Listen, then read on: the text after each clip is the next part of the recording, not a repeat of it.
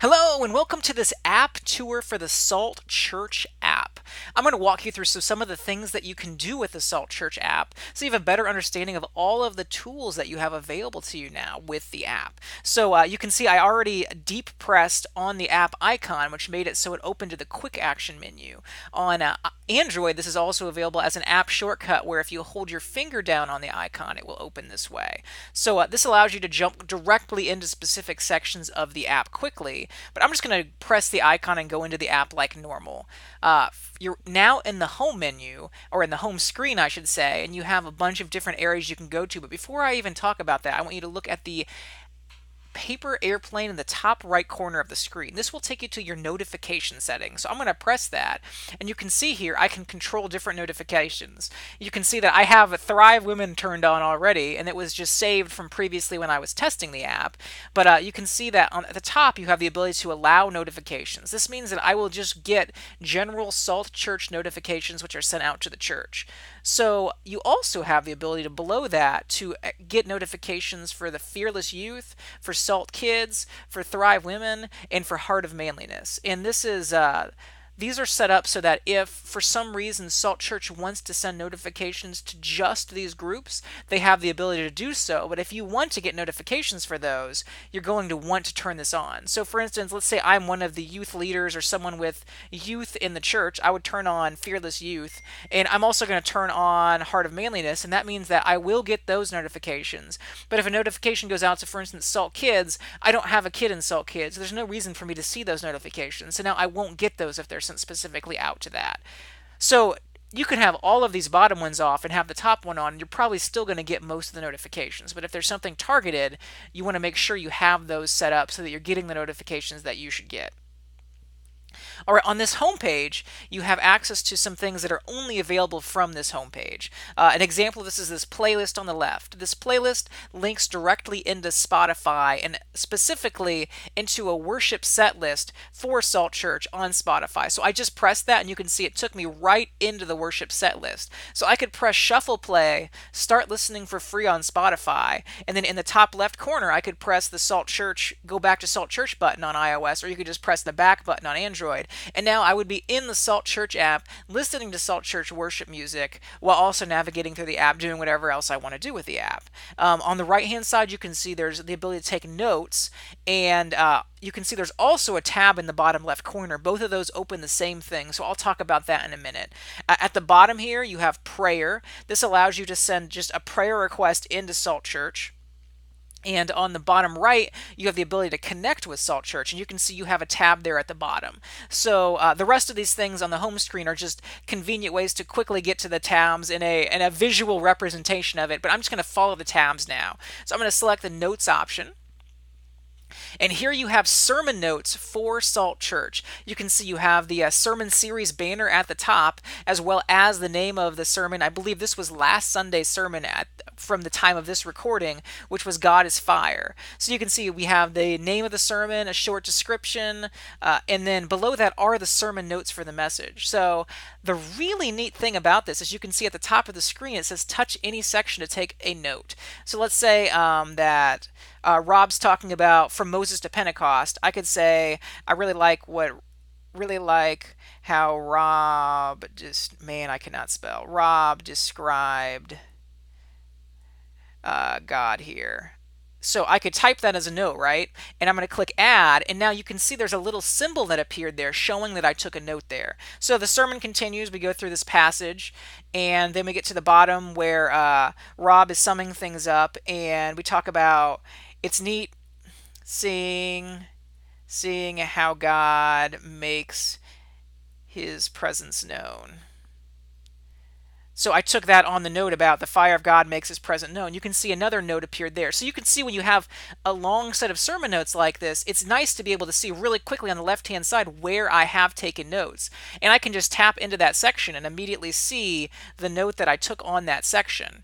And then what's really neat about this is not only that you can take notes, but at the bottom here, there's an email sermon button.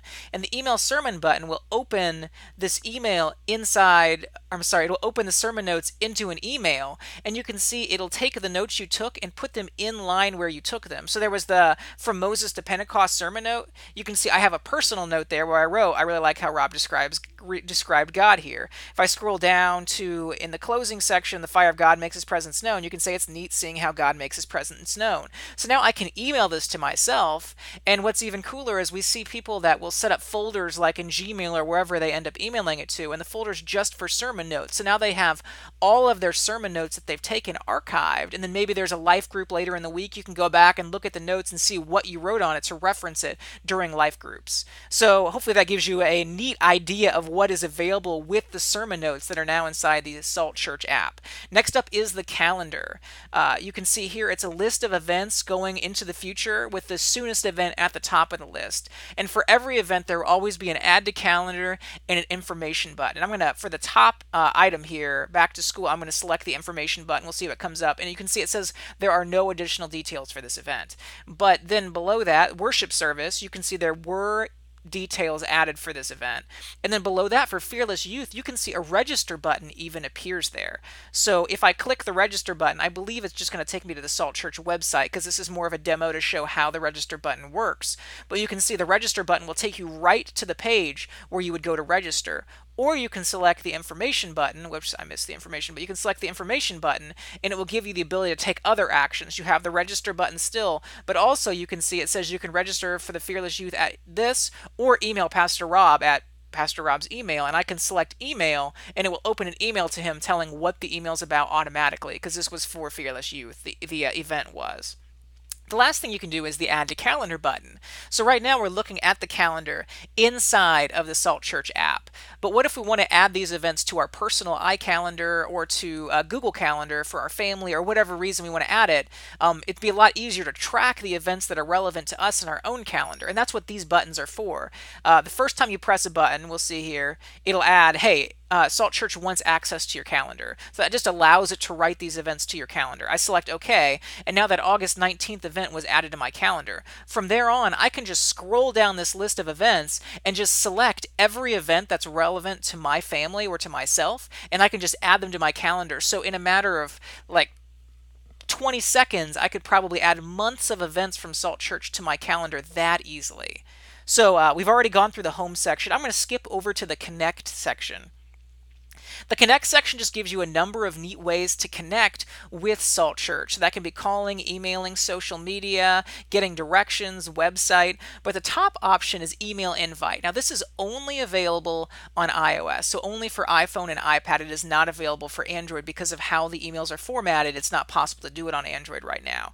But if I select this email invite on an iOS device, you can see it opens a really nice formatted HTML-rich email, which can be used to invite someone to Salt Church. So the idea behind this is that you could meet someone and start telling them about your church and be like, man, I'm so excited about Salt Church. This is what it means to me. They get excited. They're like, hey, I want more info. It's like, hey, get me your email address. I'll send you something right now. You open the Salt Church app, go to connect, go to email invite, and you can just type their email address here and it sends out a beautiful email that's formatted for desktop. So it'll look great on a computer. It'll look great on a tablet. It'll look great on a phone because it's made to format specifically to every device.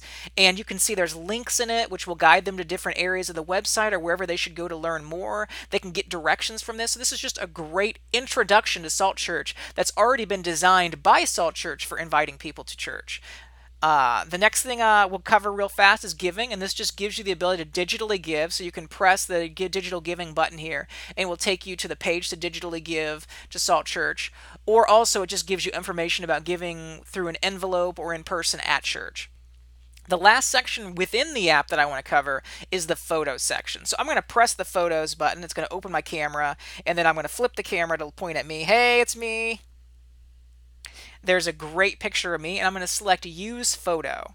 So now you see there's that beautiful picture of me, and below that you can see there's a number of Salt Church graphics like Fearless Youth, Salt Connect, and then 2 Salt Church logos. These graphics can be added on the fly, so Salt Church can change these whenever they want.